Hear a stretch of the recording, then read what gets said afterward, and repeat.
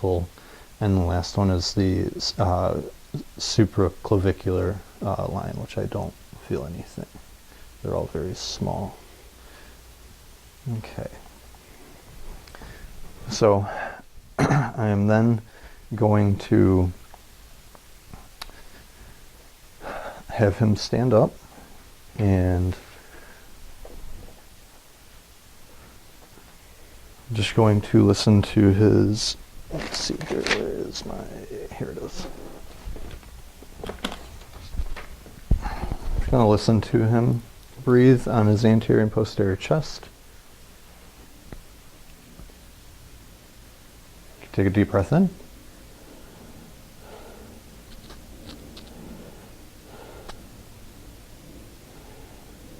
Okay.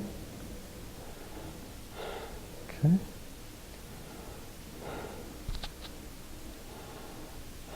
Okay.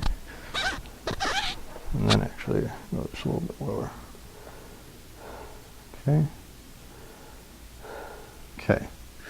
And I'm going to listen to the posterior side. Go left and right.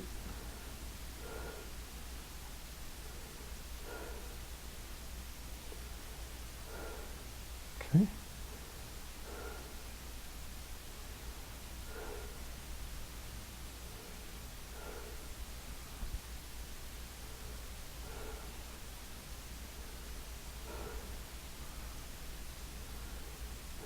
Okay.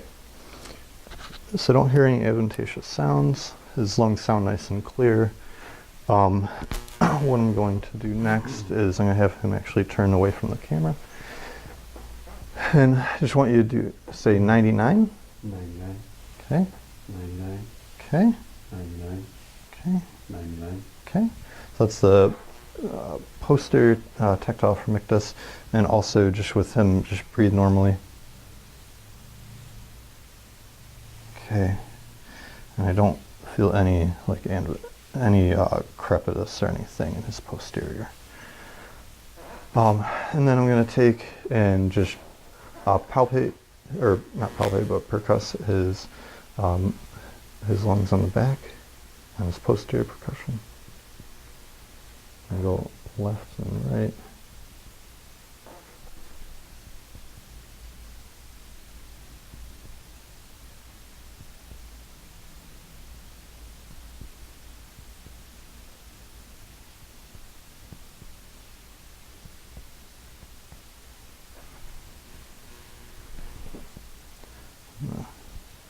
Kind of make sure I'm not covering up.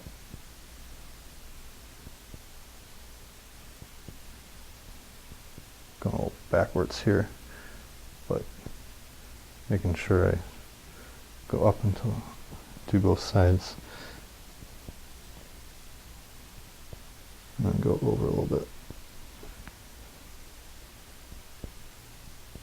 Okay, so I don't notice anything. It's all nice and tympanic and everything. Next, I'm going to have him turn around and just going to assess his hands. So we're going to be assessing his fingers and everything. Looking at his fingers, I don't see any clubbing. I don't see any cyanosis or anything in his right hand. And also looking at his left, I also don't see any cyanosis or clubbing. The thing I'm going to check his capillary refill. And so there's that one. Just checking each finger. He's got good refill coming back. It's at less than 3 seconds. Just squeezing his nail, looking at the nail beds, it's the easiest. And I don't see anything there. And then also just looking at his feet from my perspective, I don't see any like cyanosis or anything. His right big toe is slightly discolored on the nail, but his color around, that's just the nail itself, not the rest of the toe. Everything looks pink. Nothing is looking to be clubbed or anything. I'm just going to come down and just check his cap refill and everything on his toes. And he's got good capillary response and refill. Less than 3 seconds. And he's got good cap refill even in that nail that's a little on the discolored end. And he's got good cap refill. So that, and then I'm just going to also measure his anterior posterior diameter. Basically what we would do, and what I'm looking for is to make sure that his anterior, the transverse diameter across his chest or his back and back are twice the length of what his anterior to posterior diameter would be. So I don't have like vanilla folders, so you're gonna go like right at the there, and so we're gonna go with like 13, I think. So we're going kind of just right across, and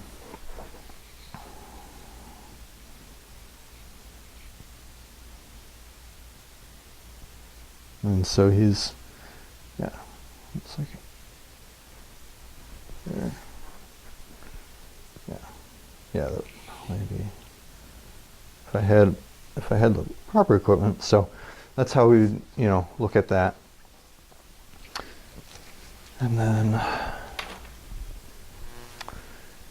going to have you just lay down.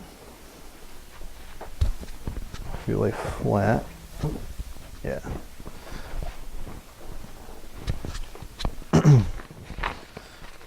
Gonna get his blood pressure.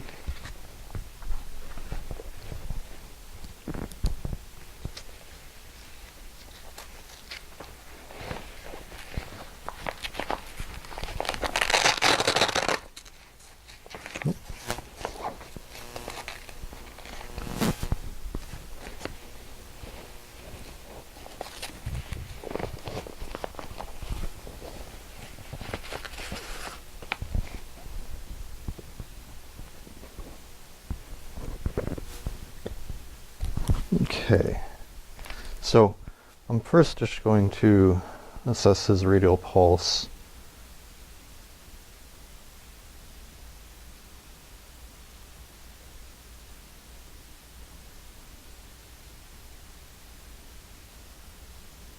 Yeah, radial. There we go. So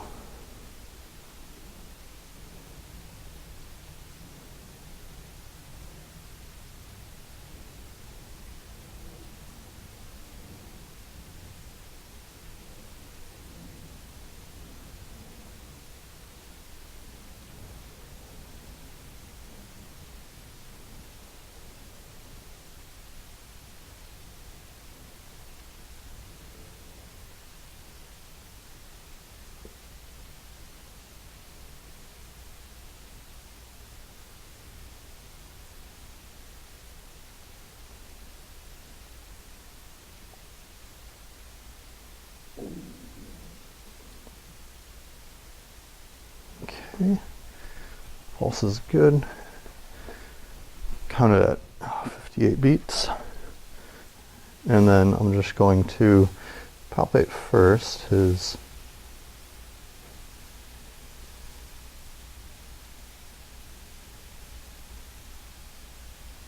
artery.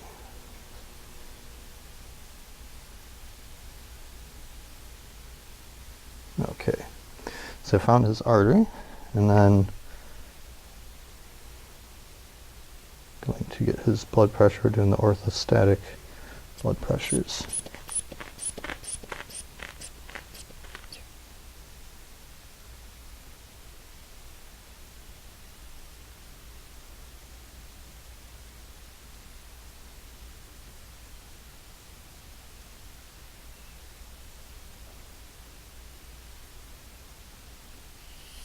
Okay. Said 128 over 82. And then I was laying, and if you want to sit up,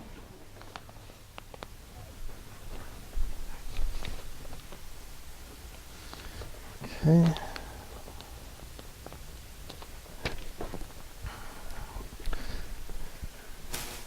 And then again, I'm gonna assess his, give him a second.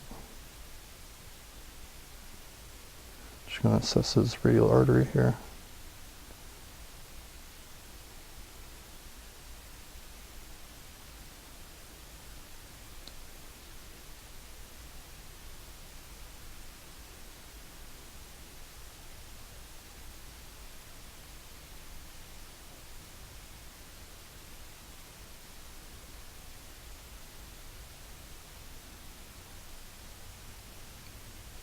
Here, just let your arm relax.